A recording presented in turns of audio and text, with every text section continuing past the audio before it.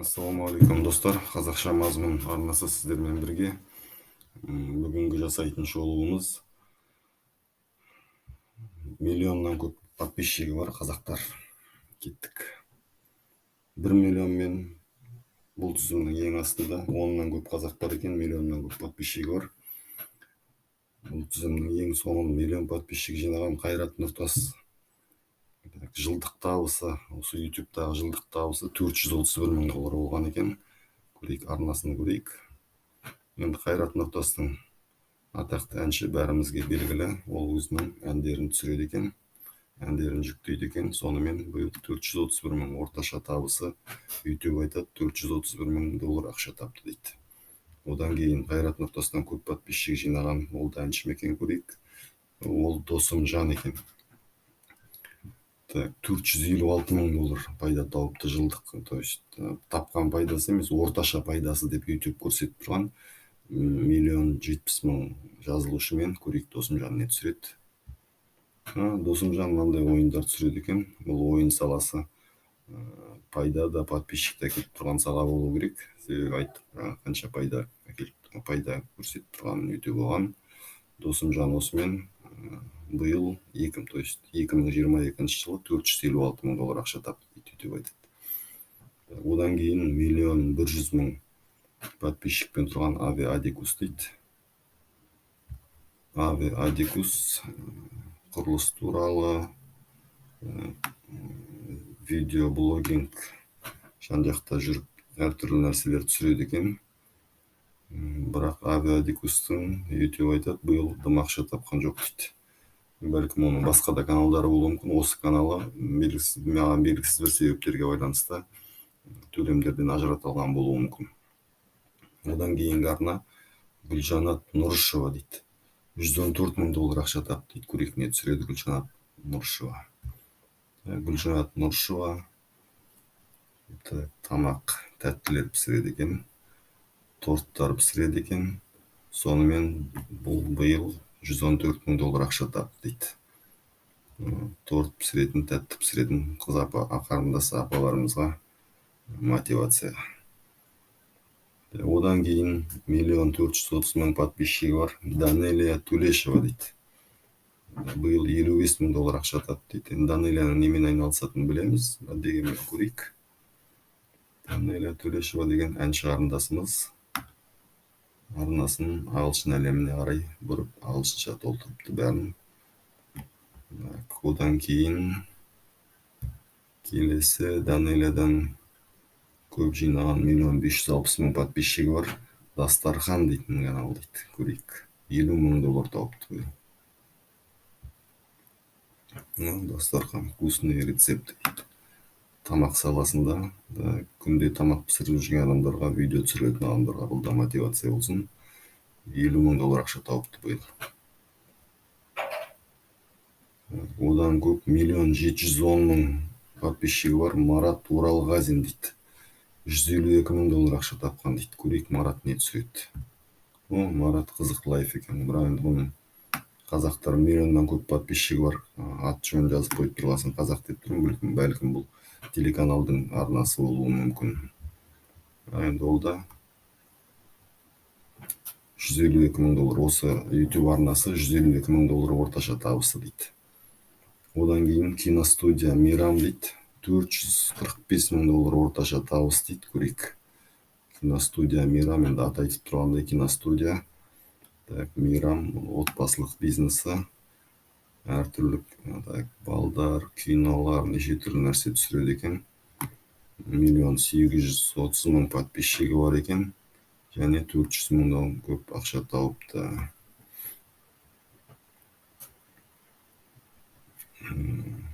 Қазақтың бәріне белгілі қызық лайф дегеннен де көп подписчигі, көп табысы бар екен.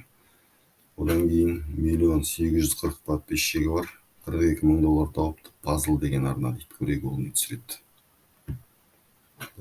Пазлға жазыл дейді. Әдемілер істеп қойыпты.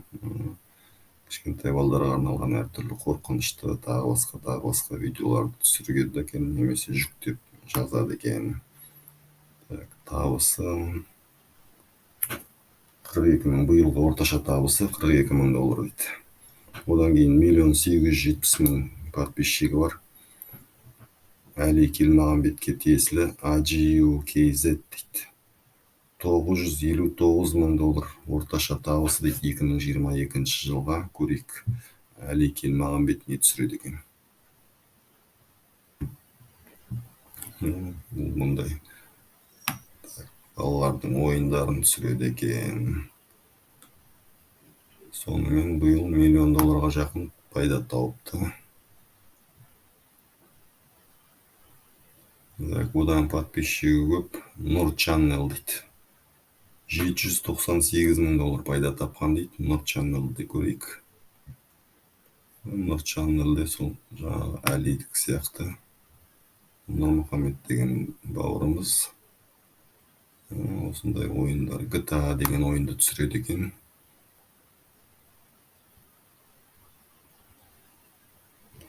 $798 мың жылдық табысы дейді. Кейін 2 миллионнан асқан 2 адам бар екен. Олар енді алдыңғы неремізде де осыдан бұрынғы шолуымызда 2 миллионнан көп қазақстандық подписчигі бар қазақстандық арналардың ішінде көрсеткенбіз. Бірақ ол жерде табыс туралы, басқа туралы әңгіме болмаған, каналын көрсетпегенбіз. 2 миллион 120 мың подписчикпен Димаш Құдайберген осы арна $298 мың пайда тапқан екен. Көрші берейік Димаштың да арнасын. Димаш Әли Креатив Центр деп әдемілеп. Димашты білеміз ғой немен айналысатынын, өзінің жобасын салып қойыпты. Одан кейін 2 миллион 210 мың қазақтардың арасындағы ең көп подписчигі бар. Жылдық орташа табысы $252 мың болған. Асланбек Жұмағалиевтің Человеческий организм деген арнасы екен. Көрші берейік. Бұл орыс тілді арна екен. Әртүрлі бұл өзі түсіріп жинақтай ма, өзін түсірмейді екен, блогер емес екен де, бірақ әртүрлі осы денсаулық саласына, денсаулық адамдар тісің ауырса доғдырға, тіс дәрігерге барасың, бірақ басқа жерің ауырса интернеттен іздейді дегенді пайдаланып отырған бауырымыз болса керек. 1 миллионнан көп жазылушысы бар қазақстандық арналар. 13 арнаны осы шолуымызда шолдық арналарының бәрін көрдік, жеке табыстарын айттық. Солардың ортақ қазақтарға мотивация болсын деп 13 арнаның тапқан ортақ табысын айтып өтуді жөн көрдім. Бұл 13 арна бірігіп 2022 жылы $4 миллион 52 мың доллар, немесе $1,875 миллион 265 мың 600 теңге пайда тапқан екен. Бірақ миллионнан астам жазылушысы бар. Бірақ бұл шолуға қосылмай қалу себебін де айтамыз. Бірнеше арна бар, оны да көрейік. Ол міне мынандай арналар. Қосылайық, бір болайық, қарапайым қайрат, миллион шоу, сәлем эпизод деген арналар екен. Бұлардың да кімдер екенін көріп шығайық. Ең алғаш бір болайық деген арна. Ол бір болайық деген арна қалаулым деген передачаның арнасы. Енді бұл қосылмау себебі бұлар мекемелерге тиесілі болған үшін қоспай тұрғанбыз. Екінші орында қарапайым қайрат бар екен, 1,520 мың подписчикпен. Қарапайым қайратты да бәріміз танимыз шығар. Мына жігіт қарапайым қайрат деген. Бұл да кино және канал телевидениеге тиесілі деп ойлап қазақтардың арасына мекемен оғасын қосқан жоқпыз. Одан кейін қосылайық деген бар екен. Қосылайық дегенде осындай Евразия бірінші арнасының проектісінің каналы болған үшін ар жағында мекеме тұрған үшін қосылмаған, бірақ 1,480 мың қаралушысы бар. Одан кейін миллион шоу дейтін бар екен. 1,350 мың жазылушысы бар. Көрейік, бұл миллион шоу. Миллион шоудың миллион шоудың ар жагында бәлкім канал турмаган болуу мүмкүн. Ар жагында бирок бир айелге бола, бир катынга бола коспой кеттим осы тизимге. Одан кийин Сәлем эпизодс дейтин бар экен, 1 миллион 100 арна, 1 миллион 130 мың караушысы бар. Көрейік.